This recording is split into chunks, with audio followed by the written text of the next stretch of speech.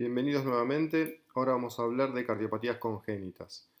Vamos a ver que hay cardiopatías que implican una incompatibilidad con la vida al corto plazo y otras traen problemas a largo plazo.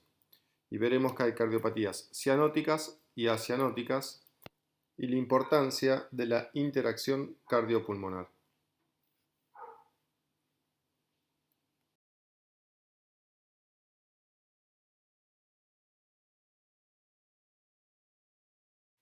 Cuando hay una comunicación entre la circulación mayor y la circulación menor, existen lo que denominamos cortocircuitos. Hay algunos cortocircuitos que van a provocar patología cianótica, mientras que otros son acianóticos. En este caso vamos a ver los cortocircuitos de izquierda a derecha, donde tenemos sangre oxigenada que se mezcla, va hacia el circuito de la sangre venosa o desoxigenada. En este caso no va a ser cianótica, sino que son cardiopatías acianóticas. Entre ellas vamos a ver dos tipos de CIA, de comunicación interauricular, tipo ostium secundum y tipo ostium primum. Después tenemos el retorno venoso pulmonar anómalo parcial, la comunicación interventricular o CIV, el conducto arterioso persistente y el canal AB completo, que es el defecto completo de los cojinetes endocárdicos.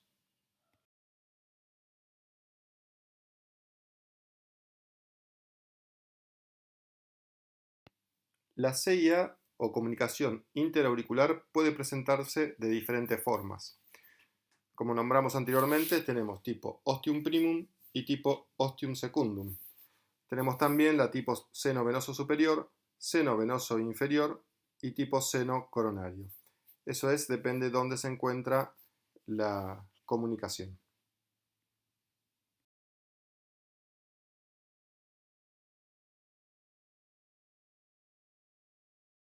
La CIA tipo ostium secundum tiene una prevalencia del 5 al 10% de todas las cardiopatías congénitas. La lesión se encuentra en la región central del tabique y es la más frecuente de todas las CIA, del 50 al 70% de las CIA que se presentan. En su fisiopatología lo que hay es un cortocircuito de izquierda a derecha de flujo sanguíneo, lo cual hace que se sobrecargue de volumen la aurícula derecha y a su vez luego de esta el ventrículo derecho. ¿Esto qué hace? La sangre del ventrículo derecho por la arteria pulmonar que se divide en dos lleva el flujo pulmonar, o sea que aumenta el flujo pulmonar. Estos pacientes en la vida adulta pueden desarrollar hipertensión pulmonar. Lo que está diciendo acá es que si hay flujo mantenido en el tiempo, o sea, un flujo exagerado en el tiempo, la vasculatura pulmonar va a ir lesionándose y de a poco generando resistencia. Esto es en el paciente con una CIA o no diagnosticada o diagnosticada pero no tratada. Por eso dice que en la vida adulta va a desarrollar hipertensión pulmonar. ¿Qué sucede si desarrolla hipertensión pulmonar?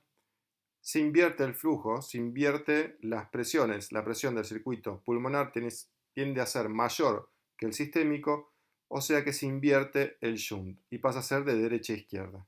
Y en ese caso es incompatible con la vida, ¿sí? El paciente se muere porque no puede llevar sangre a oxigenar. Esto se conoce, esta reversión del shunt, como síndrome de Eisenmenger.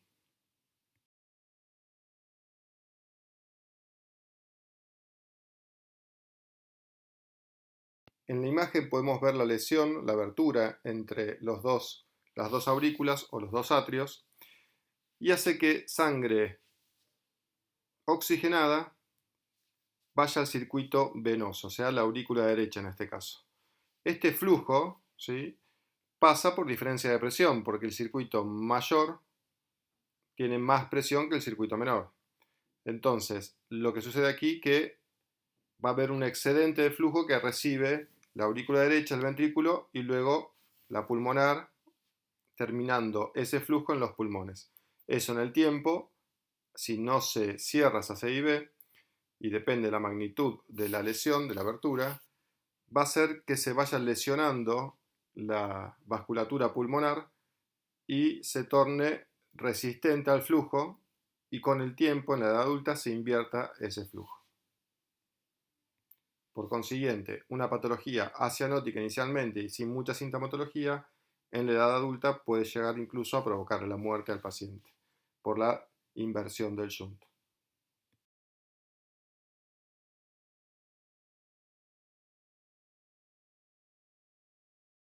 En la clínica de estos pacientes generalmente no hay síntomas.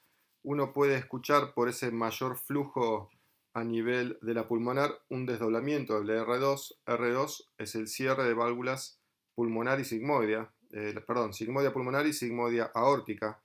Y al tener más flujo la pulmonar termina cerrando un poco después.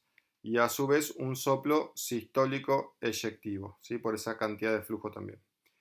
En el electro, como crece el ventrículo derecho, se desvía también el eje hacia la derecha, entre más 90 y 180, por hipertrofia ventricular derecha. La radiografía va a presentar una cardiomegalia, un crecimiento del corazón a expensas de aurícula y ventrículo derecho, y también por ese aumento del flujo vascular pulmonar, las improntas vasculares pulmonares van a verse aumentadas de tamaño.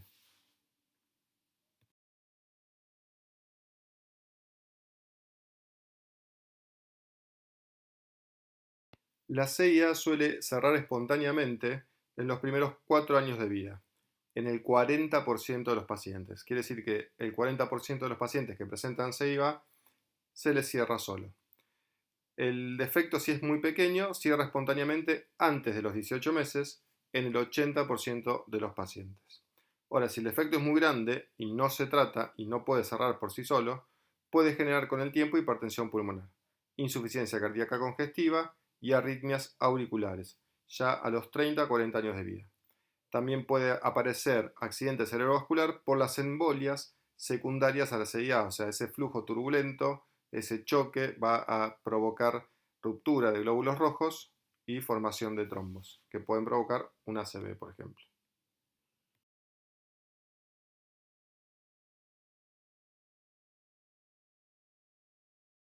Estos pacientes no deberían, en su mayoría, tener muchos problemas para la vida diaria. El tratamiento quirúrgico sí se hace una reparación con un parche, se dice a corazón abierto con circulación extracorpórea, más o menos entre los 3 y los 5 años de edad, ¿sí? Que es cuando debería haberse cerrado la anomalía. En el postquirúrgico puede aparecer alguna arritmia auricular o nodal que incluso pueden llegar a requerir marcapasos. Recordemos que el sistema eléctrico del corazón en una cirugía puede verse involucrado, ¿sí? O dañado, y eso provocar la necesidad de marcapasos.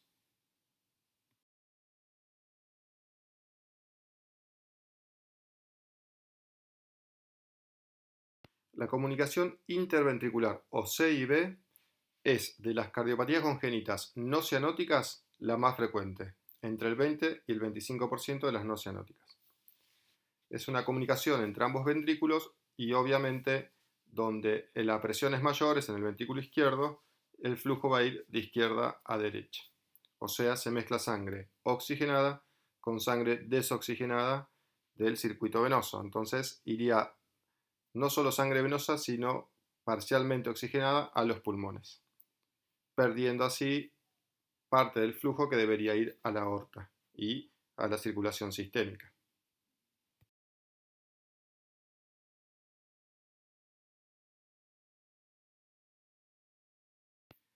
Como dice aquí la diapositiva, esta CIB es un cierre incompleto del tabique interventricular, o sea, de la división entre los ventrículos, permitiendo un libre paso de sangre entre ambos ventrículos. O sea, la sangre siempre se va a mover por diferencia de presiones, va a ir del izquierdo de mayor presión al derecho de menor presión. Y suele estar asociado a otros defectos, como sucede en la tetralogía de Fallot, donde hay también estenosis de la salida, del tracto de salida del ventrículo derecho, o sea, de la pulmonar, con acargamiento de la aorta de la pulmonar y hipertrofia también del ventrículo derecho, y asociado muchas veces esta tetralogía también al síndrome de Down, o un síndrome de Down solamente con C y B.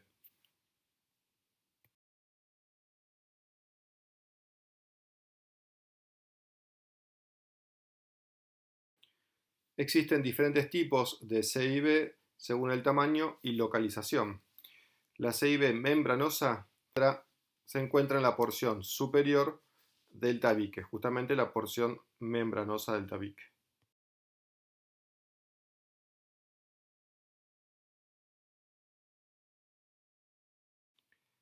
La CIB infundibular está por debajo de la válvula pulmonar, mientras que la CIB muscular se encuentra en la porción inferior muscular del tabique y está presente en el 20% de toda la CIB, o sea que el 20% de la CIB va a ser muscular.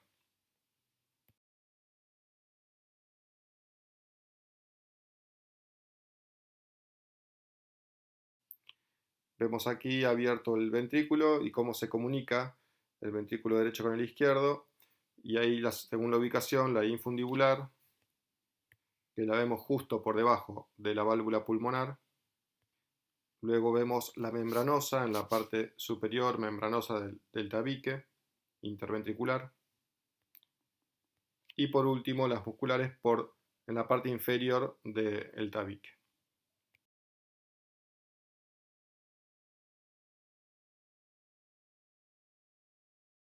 En cuanto a las manifestaciones clínicas, generalmente estos pacientes se presentan al nacer asintomáticos, pero se empieza a aparecer las manifestaciones clínicas a las pocas semanas. Sabemos que es un defecto acianótico, porque el cortocircuito es de izquierda a derecha, entonces el paciente no va a presentar signos de cianosis. Lo que sí podemos auscultar al nacimiento es el soplo holosistólico con frémito palpable por la turbulencia del flujo sanguíneo que pasa por la comunicación de izquierda a derecha generando una turbulencia que se puede auscultar como un soplo y se puede palpar como un frémito.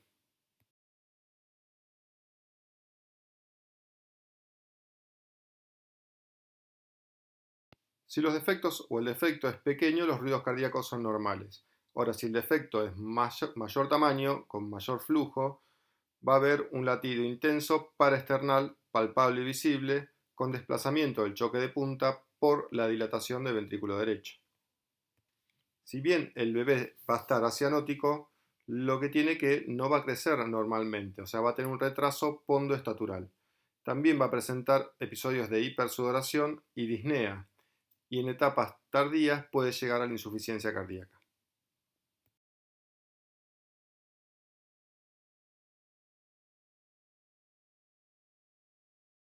Aquí tenemos otro gráfico con las diferentes posiciones, incluso tamaño de la CIB.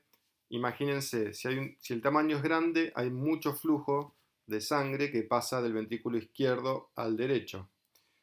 Eso sobrecarga de volumen al ventrículo derecho. Además, hizo ruido al pasar, vibró al pasar, entonces se ausculta y se palpa. Y esa sobrecarga de flujo sobre el ventrículo derecho hace que éste crezca de tamaño porque se dilata porque tiene que recibir más flujo, no para.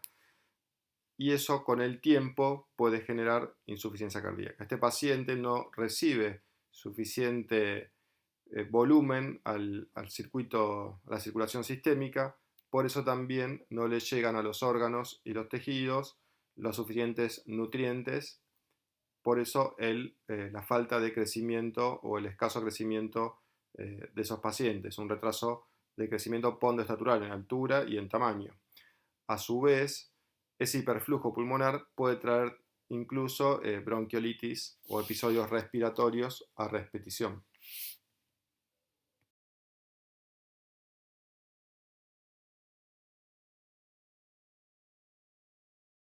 Generalmente en la C y B el defecto es único, que quiere decir que hay un solo agujero, literal. Ahora, pueden ser también múltiples y se llaman tabique en queso suizo, justamente porque se asemeja a los agujeros de un queso suizo. Ahora, generalmente los defectos pequeños son los musculares y el 50% de esos pequeños defectos cierran de manera espontánea, o sea que no requieren cirugía. Entonces lo que estamos viendo hasta ahora, que tanto la CIA como la CIB pequeñas pueden cerrar en un porcentaje bastante alto de manera espontánea y no tener ninguna consecuencia. O sea, lo que se va a hacer es ir controlándolas en el tiempo a medida que el chico crezca, auscultándolo y haciéndoles ecografías, ecodoppler de control para ver cómo evoluciona.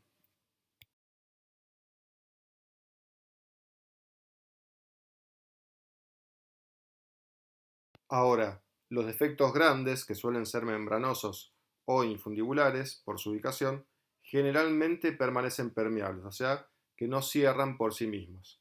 Entonces, al ser tan grandes y a ir tanto flujo al ventrículo derecho, va a haber una gran hipertrofia ventricular derecha con hipertensión pulmonar.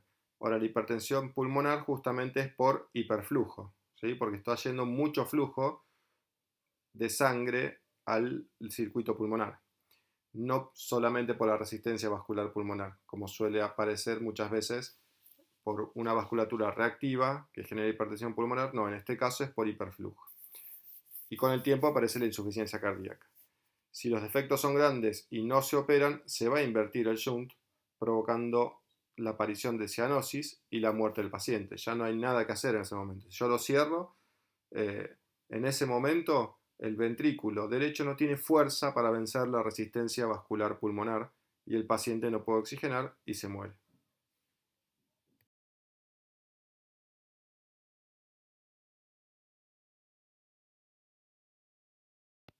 Desde el aspecto clínico, las CIB, si son pequeñas, van a ser asintomáticas y el paciente va a crecer y desarrollarse normalmente.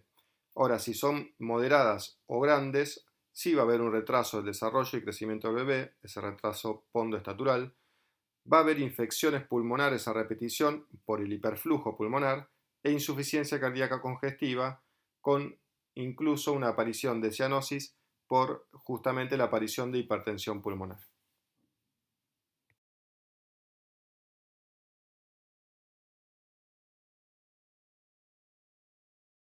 El soplo entonces va a aparecer durante toda la sístole, se va a soplar durante toda la sístole porque es donde el momento que va a pasar sangre del ventrículo izquierdo al derecho y va a tener un fremito palpable, ¿sí? Eso es por el flujo turbulento. La placa también se va a ver cardiomegalia a expensas del ventrículo derecho. Generalmente un cierre espontáneo se va a producir en el 30 al 40% de todas las CIB, salvo que sean más grandes y no logren cerrarse. Una CIB grande, como venimos diciendo, nos va a traer con el tiempo insuficiencia cardíaca congestiva e hipertensión pulmonar, pero no de la edad adulta como una CIA, sino a los 6 o 12 meses de vida. Y esa hipertensión pulmonar con el tiempo me va a generar la inversión del shunt ya a los 2 años de edad. O sea, no en la edad adulta como una CIA, sino una aparición temprana, entre el año y los 2 años de edad. O sea, este paciente que tiene una CIB grande que no se trató, se muere por hipertensión pulmonar, o sea, por inversión del shunt. La patología acianótica se vuelve cianótica y ya no tiene ningún tipo de solución.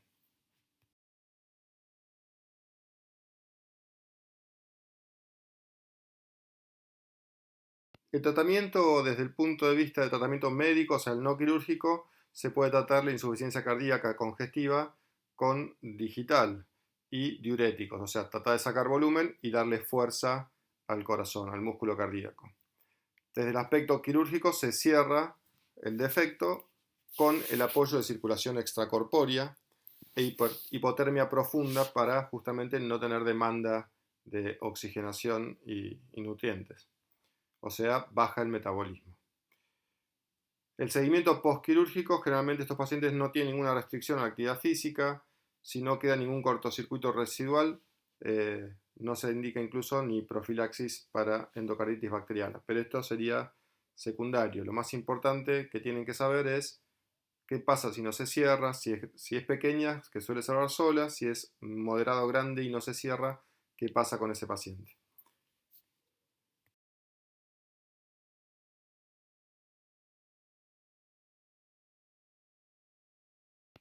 El ductus o conducto arterioso persistente, justamente fíjense que dice aclaración de persistente porque el ductus es normal que esté, pero debe cerrar en determinado momento. Si no cierra, ya se torna patológico y lo vemos justamente como eso, como conducto arterioso persistente o ductus arterioso persistente. El ductus, como vemos en la imagen, es un pequeño vaso que va a conectar a la aorta con la arteria pulmonar. Esto es normal en la circulación fetal.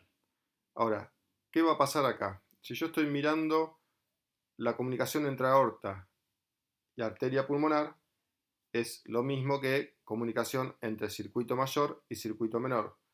¿Quién tiene más presión? La aorta que la pulmonar. Por consiguiente, el flujo va a ser desde la aorta, sangre oxigenada, a la pulmonar, sangre desoxigenada. O sea, es una alteración, una cardiopatía congénita acianótica.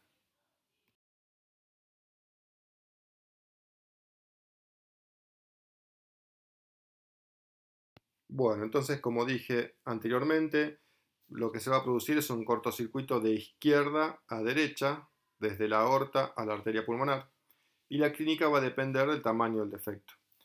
Puede provocarse una dilatación pulmonar por hiperflujo, una dilatación del ventrículo izquierdo por sobrecarga diastólica y una dilatación de la aurícula izquierda. A ver, pensémoslo un poquito. Si yo tengo mayor flujo que sale de la aorta y entra a la arteria pulmonar, tengo mayor flujo que va a los pulmones. ¿Sí? Entonces tenemos por un lado la dilatación pulmonar, ¿sí?, por el hiperflujo. Ahora, dice dilatación del ventrículo izquierdo por sobrecarga diastólica. ¿Qué quiere decir? Que si yo tengo sangre, más flujo de sangre que fue a los pulmones, también tengo más flujo de sangre que viene por las venas pulmonares, o sea, el ventrículo izquierdo y la aurícula izquierda van a tener también que recibir esa sangre que le dio la aorta a la arteria pulmonar.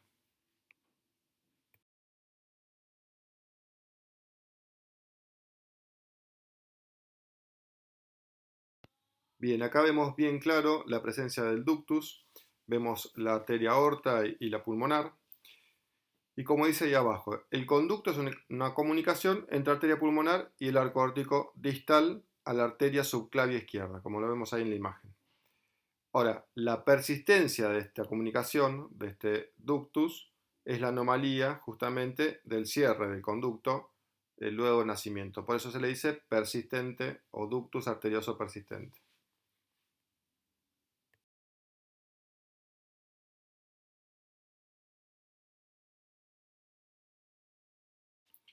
Volvemos al tema del flujo y el shunt y la dirección. El shunt va al lugar de mayor presión a uno de menor presión, de la aorta a la pulmonar. ¿Sí? Eso hace que aumente el flujo a nivel pulmonar. ¿Cuánto va a ser ese flujo? Y va a depender justamente de las presiones. Y estas presiones están influidas por las resistencias vasculares sistémica y las resistencias vasculares pulmonares. Además, justamente dice la circunferencia y longitud de ese conducto, o sea, qué tan grande y tan largo es ese ductus que continúa abierto.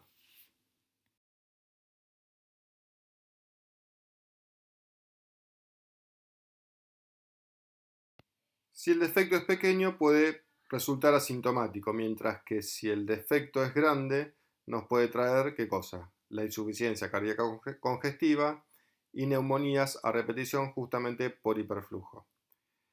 El soplo que presenta, que se ausculta, es un soplo continuo tipo máquina de vapor. ¿Se acuerdan las características de los soplos? Bueno, están los musicales, bueno, este es de máquina de vapor.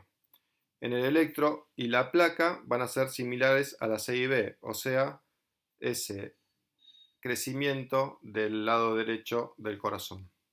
Improntas vasculares aumentadas, etc.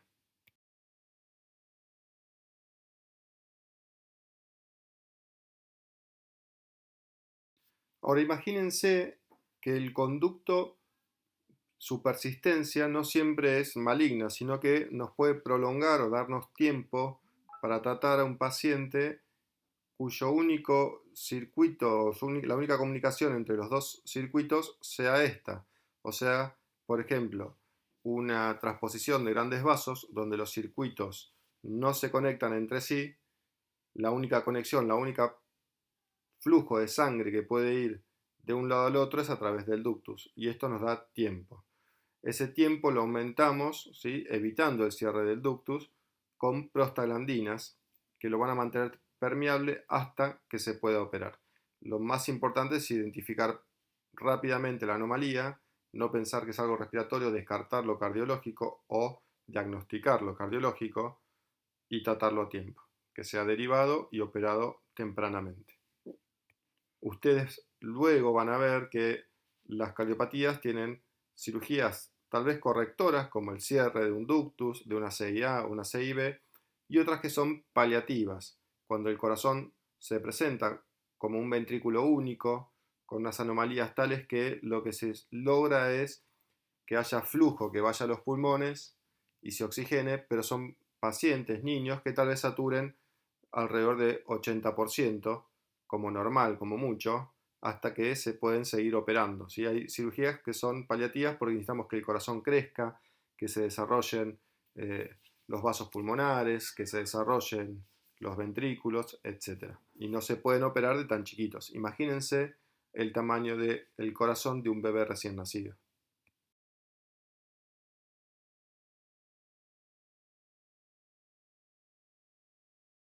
Si el defecto es pequeño, si la comunicación o el ductus es pequeño, no hay ningún tipo de restricción al ejercicio. Sí se puede hacer profilaxis para evitar la endocarditis bacteriana, ¿sí? A través justamente de antibióticos.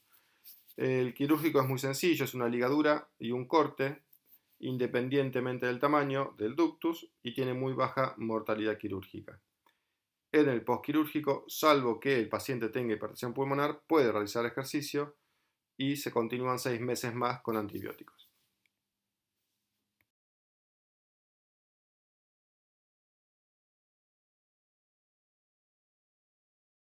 Vamos a ver ahora el defecto completo de los cojinetes endocárdicos, conocido como canal AB completo. El canal AB suele representar el 2% de todas las cardiopatías congénitas, pero el 30% de las asociadas a síndrome de Down. La fisiopatología del canal AB se presenta en forma completa o parcial, ¿sí? Según el canal. El completo es una comunicación entre aurículas y entre ventrículos, además del desarrollo anormal de las válvulas mitral y tricúspide, que incluso pueden estar unidas.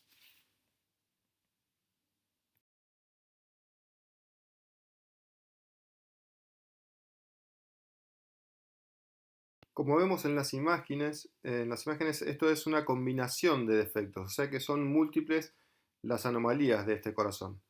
Va a haber shunt entre aurículas y o entre ventrículos, entre ventrículo izquierdo y aurícula derecha, insuficiencia también de válvulas auriculoventriculares, mitral y tricúspide.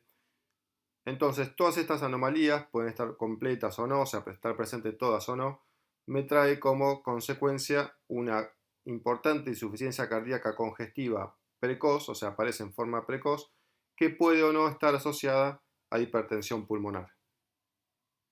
Vemos en la imagen de arriba, ¿sí?, la anomalía de las válvulas auriculoventriculares y la comunicación entre aurículas y entre ventrículos.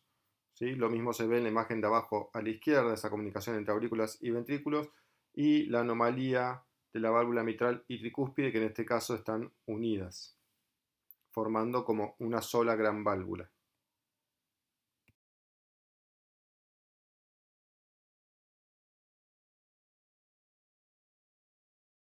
¿Por qué se llama canal AB? Porque hay justamente una comunicación, orificio, que comunica aurículo y ventrículo.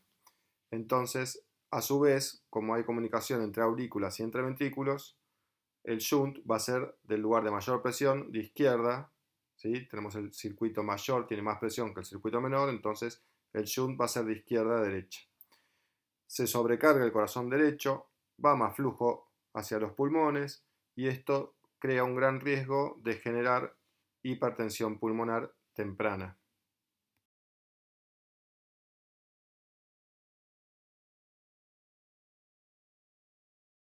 ¿Cuáles son las manifestaciones clínicas?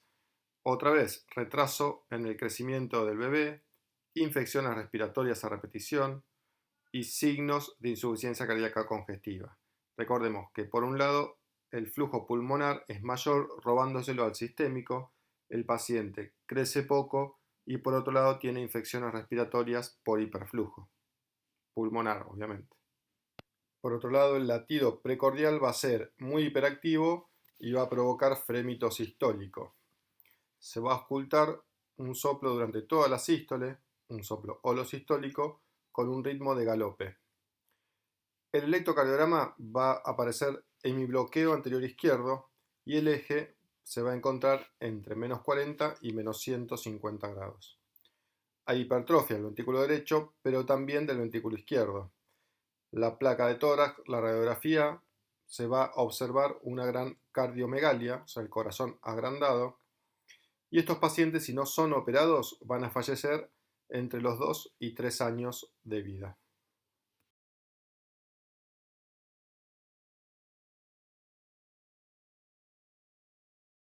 En cuanto al tratamiento, por un lado el tratamiento médico es con profilaxis, o sea, antibióticos para evitar la endocarditis y también para la insuficiencia cardíaca congestiva con digital para lactantes de corta edad. Recuerden que si esta cirugía tiene una mortalidad elevada, justamente cuanto más chiquitos, más difícil la resolución quirúrgica. Lo que tienen que hacer en la cirugía es el cierre de la CIA y la CIB y reconstruir ambas válvulas auriculoventriculares, o sea, mitral y tricúspide.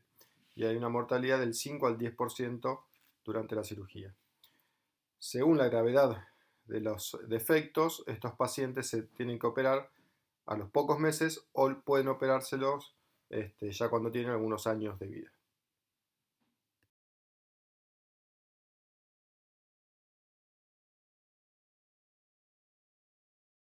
Podemos ver en las imágenes, se pone un parche entre los ventrículos y las aurículas y se hace la plástica de las válvulas auriculoventriculares. El posquirúrgico requiere también de antibióticos, por un lado los antibióticos para evitar la endocarditis, pero por otro lado también medicación anticongestiva, restricción de actividad física y observar bien que la actividad hemodinámica sea normal.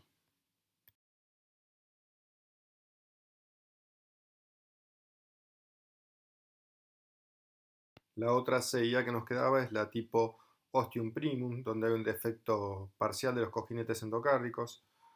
Vemos en la imagen donde está la lesión, el orificio que no termina de cerrar y comunica ambas aurículas.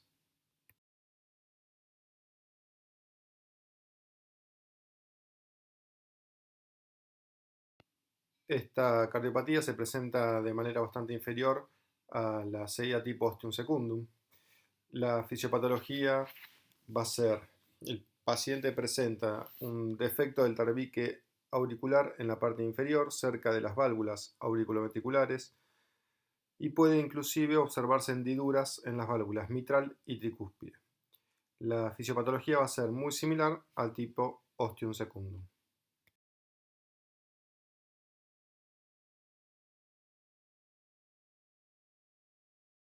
Si recordamos la CIA tipo ostium secundum, este es muy similar. Tenemos pacientes asintomáticos en la infancia, con hallazgos físicos similares a la CIA que ya habíamos visto, la ostium secundum. El electro se puede presentar con un hemibloqueo anterior izquierdo. La placa de tórax va a presentarse con cardiomegalia por hiperflujo hacia el lado derecho y crecimiento justamente de cavidades derechas. También puede aparecer luego insuficiencia cardíaca congestiva en la infancia con hipertensión pulmonar en la edad adulta. Recordemos que la CIA, la hipertensión pulmonar, es tardía.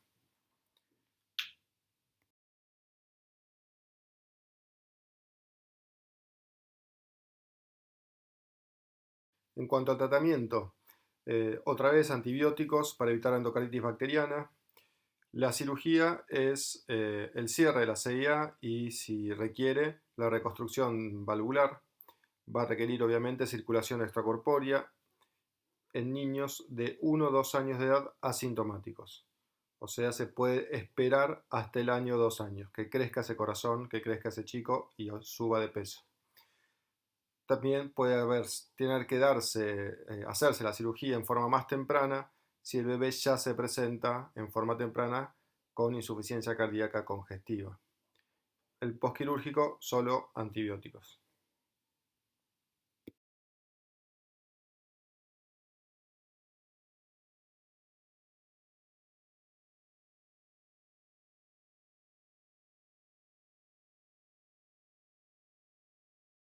Muy bien, ahora le toca el turno al retorno venoso pulmonar anómalo parcial. Acá lo que sucede es que sangre que ya pasó por los pulmones y se oxigenó, que debe volver por las 4 venas pulmonares a la aurícula izquierda, alguna de esas venas pulmonares no desemboca en la aurícula izquierda. Vemos aquí que hay una que desemboca en vena cava superior, la imagen inferior, y otra desemboca directamente en la aurícula derecha. Esta anomalía representa menos del 1% de todas las cardiopatías congénitas. Y acá lo que vemos es lo que decíamos recién, algunas venas, en este caso no todas, ¿sí? Porque por eso es parcial la anomalía, no desembocan en la aurícula izquierda, sino por ejemplo en la aurícula derecha o en vena cava o en seno coronario. Y se va a manifestar muy similar que la CIA en lo que respecta a las alteraciones hemodinámicas.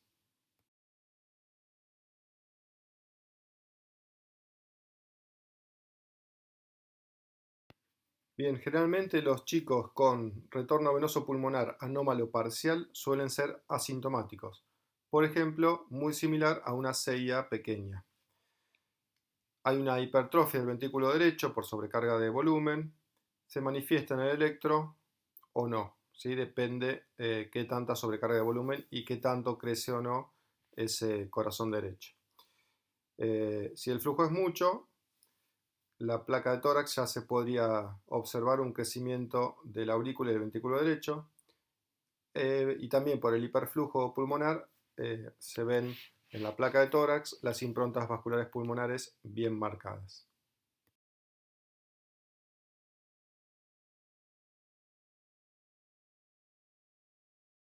De manera muy similar a la CIA, si el retorno venoso pulmonar anómalo parcial no es detectado, el paciente puede desarrollar con el tiempo cianosis y disnea durante el ejercicio a los 30-40 años de edad por la generación de hipertensión pulmonar.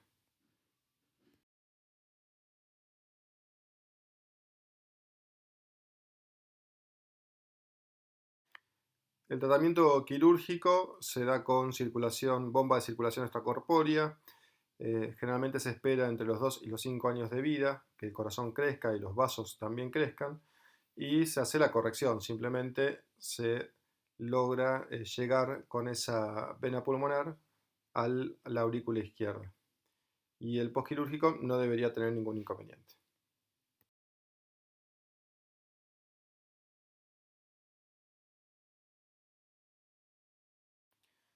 Ahora es el turno de las cardiopatías congénitas cianóticas y de las cuales vamos a ver solo 3: la transposición de grandes vasos, la tetralogía de Fallot y el tronco arterioso persistente.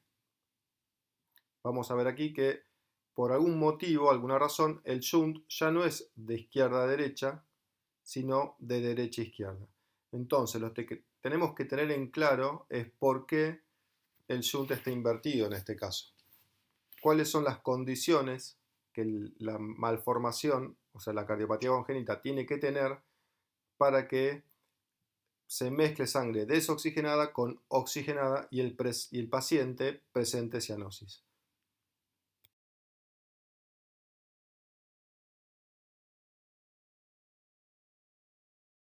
Vamos a hablar primero de la transposición de grandes vasos o grandes arterias. Esta transposición tiene una prevalencia del 5% de todas las cardiopatías congénitas. Y la fisiopatología es, como vemos en la imagen, la aorta está surgiendo del ventrículo derecho, mientras que la arteria pulmonar surge del ventrículo izquierdo. Por consiguiente, lo que vamos a ver es dos circuitos que forman independientes, ¿sí? Que actúan de manera independiente, en donde el ventrículo izquierdo, ¿sí?, expulsa sangre oxigenada a la arteria pulmonar. Esta va a los pulmones, se vuelve a oxigenar, recordemos que ya está oxigenada, vuelve a través de las venas pulmonares a la aurícula izquierda y de esta al ventrículo izquierdo. O sea que es un circuito independiente, solo de sangre oxigenada. Mientras que la aorta, al salir del ventrículo derecho, expulsa la sangre venosa que venía por la vena cava superior e inferior a la circulación sistémica, o sea que lleva sangre desoxigenada y vuelve sangre desoxigenada.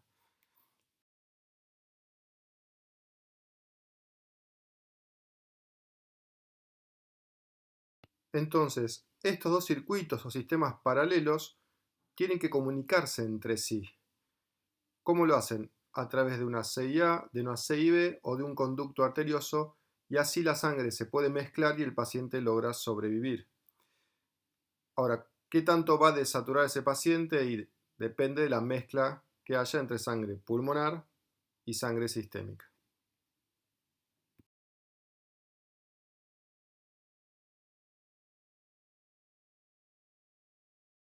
Si vemos esta imagen, acá tenemos la aorta que sale del ventrículo derecho, la pulmonar del izquierdo, ¿sí? Esa es la anomalía, pero tiene una CIA, un foramen oval permeable, en este caso, que les permite mezclar sangre. Esa mezcla logra llevar algo de sangre y también a través del ductus permeable, el conducto arterioso permeable, esos dos lugares de mezcla permiten que el paciente logre saturar algo, ¿sí? O sea, nos permite un poco de tiempo para operar ese paciente.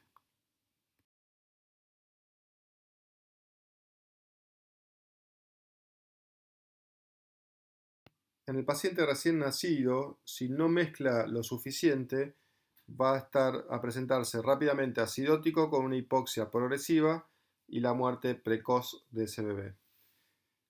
Ahora, si en estos pacientes en la primera semana de vida va a aparecer insuficiencia cardíaca congestiva, el ventrículo derecho, que en este caso sería el ventrículo sistémico, va a presentar hipertrofia y esa hipertrofia se va a ver reflejada en el electrocardiograma, con desviación del eje.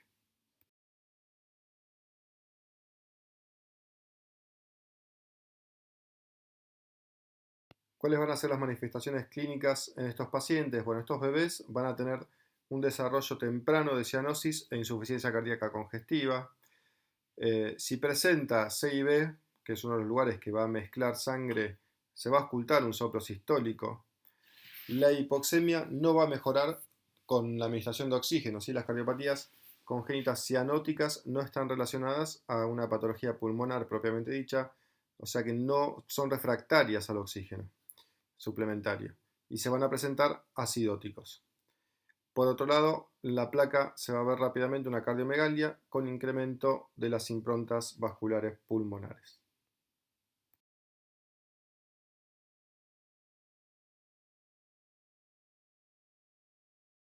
Lo importante para tratar a estos bebés es detectar tempranamente la cardiopatía y administrarle prostaglandinas para evitar justamente el cierre del conducto arterioso, ¿sí? Para que el ductus no cierre y pueda mezclar sangre por ahí.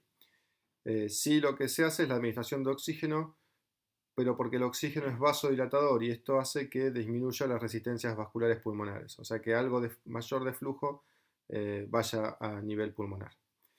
Y también se le da digital y diuréticos para manejar justamente la insuficiencia cardíaca congestiva.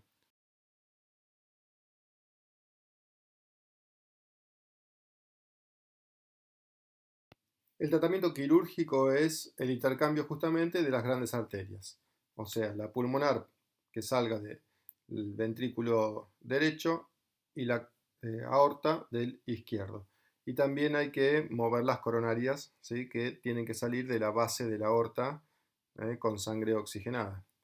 El postquirúrgico, bueno, hay que evaluar la posibilidad de trastornos eléctricos como arritmias, ver cómo están los ventrículos, si tienen buena función, o sea, si se contraen bien, y si hay o no, o quedó o no, alguna obstrucción de una coronaria, o se presentó ese paciente o presenta algún infarto de parte del tejido cardíaco justamente por alguna obstrucción coronaria.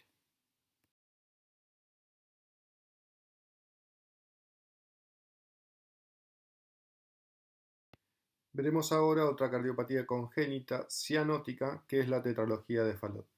Como su nombre lo indica, son 4 los componentes de esta anomalía.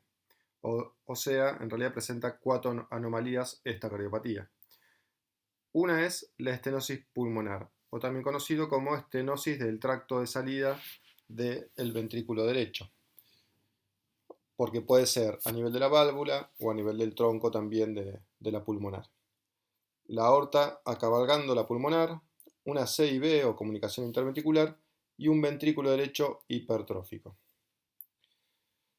Es la cardiopatía congénita cianótica más frecuente después del periodo de lactancia y representa al 10% de todas las cardiopatías congénitas.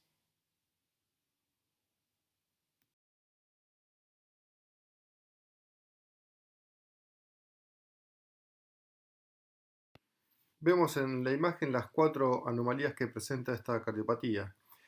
Una es la estenosis pulmonar, obstrucción del tracto de salida del ventrículo derecho. Vemos ahí como la válvula y el tronco de la pulmonar son pequeños.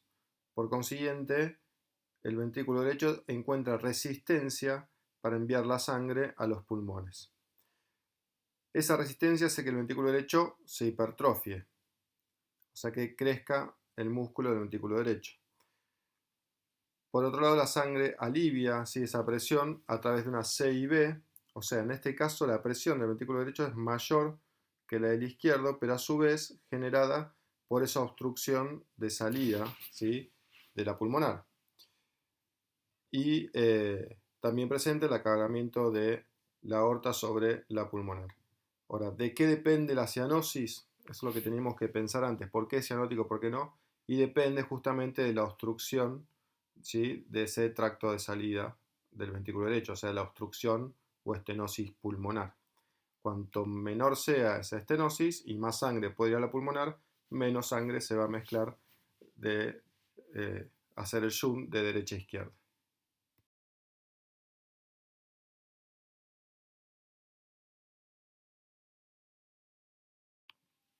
El paciente se va a presentar con cianosis e hipocratismo digital. Recordemos que esta falta de oxigenación en los tejidos a nivel distal genera esos dedos hipocráticos en palillo de tambor, ¿sí?, por la formación de nueva circulación, y le da esa forma redondeada a los dedos y a las uñas.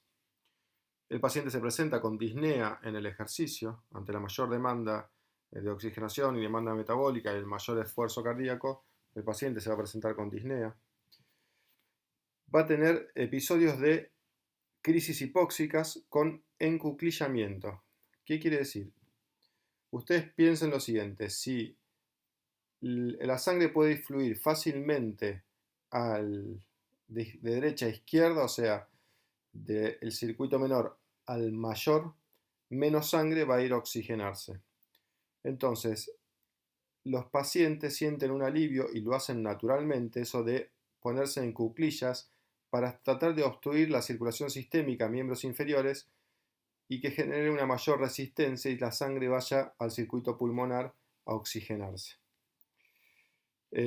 Los pacientes que tienen tetralogía de Fallot acianótica pueden presentarse también asintomáticos.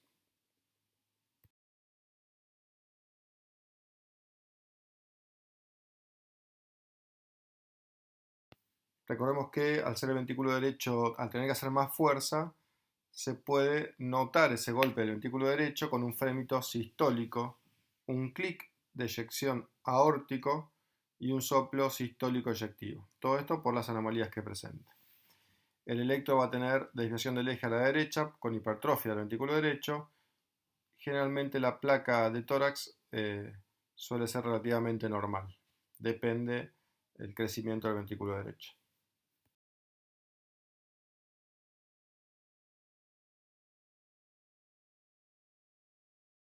Bien, pensemos desde el punto de vista médico. Las crisis hipóxicas le producen que el paciente haga una hiperapnea.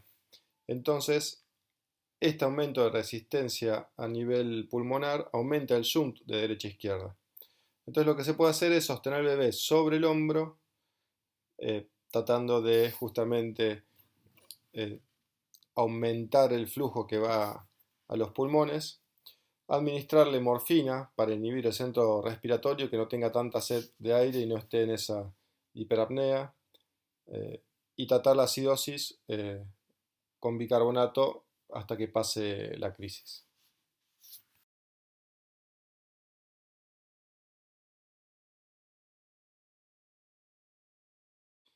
El tratamiento quirúrgico inicialmente puede ser paliativo para incrementar el flujo de sangre que va a los pulmones hasta que logre crecer ese paciente y ese corazón para que se pueda hacer la cirugía correctora.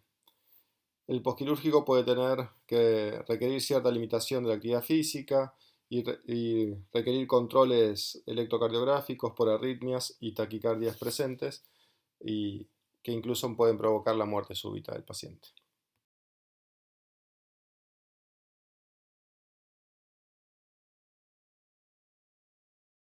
Por último, vamos a ver el tronco arterial común o tronco arterioso común, donde lo que vemos aquí es un único tronco, o sea, una única arteria que sale de los dos ventrículos con una única válvula que luego recién se divide su tronco en arteria pulmonar y arteria aorta. Esta cardiopatía, esta anomalía, constituye menos del 1% de todas las cardiopatías congénitas.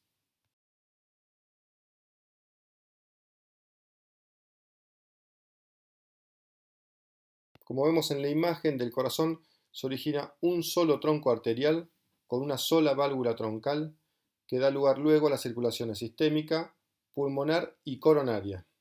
Siempre hay una C y B grande que comunica ambos ventrículos.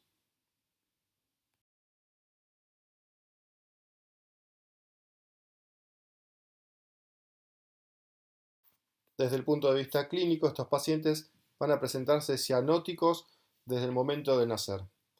Van a tener también un soplo sistólico de regurgitación por la C y B. El electro va a demostrar hipertrofia biventricular, la placa de tórax, cardiomegalia biventricular y crecimiento de la aurícula izquierda. Recordemos que siempre el circuito pulmonar es más complaciente al flujo sanguíneo, por lo tanto, si hay una comunicación, más flujo va a ir al circuito pulmonar, sobrecargando la aurícula de volumen, la aurícula izquierda, ¿sí?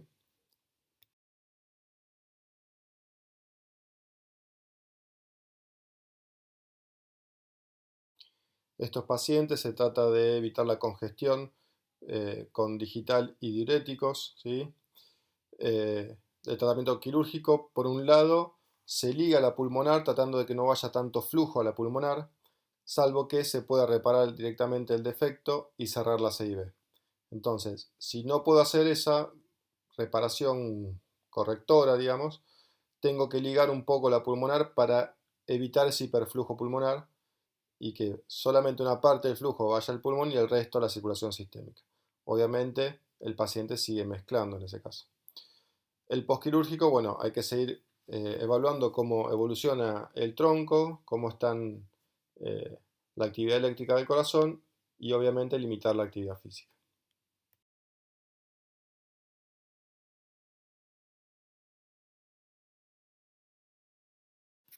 Bueno, sé que no es muy fácil esto de las cardiopatías congénitas. Lo que ustedes tienen que entender, no memorizar, ¿sí?, sino entender el por qué una cardiopatía puede ser cianótica y por qué no. Para eso van simplemente a su dibujo del corazón normal. Identifican la anomalía. Y entonces ahí piensan, ¿sí?, el circuito mayor sistémico tiene más presión que el pulmonar. Bueno, a ver, ¿por qué el shunt va a ser de izquierda a derecha o de derecha a izquierda? ¿Sí? Depende si hay una obstrucción o no al tracto de salida del ventrículo derecho, si la malformación es muy grande y se mezcla toda la sangre a nivel ventricular, o simplemente ver cuál podría ser el problema, identificarlo y no memorizarlo. Recuerden que la memoria no los va a ayudar en este caso, sí, simplemente recordar los defectos, ¿sí? Cuál es el defecto y cuál va a provocar cianosis y cuál no. Bueno, mucha suerte, vuelvan a ver esto. Hay una página que voy a ver si se las cuelgo en la, en la página justamente de nuestra de la materia, en el aula virtual, que es pted.org, las siglas ptde.org, y ahí tienen todas las cardiopatías e incluso las cirugías correctoras.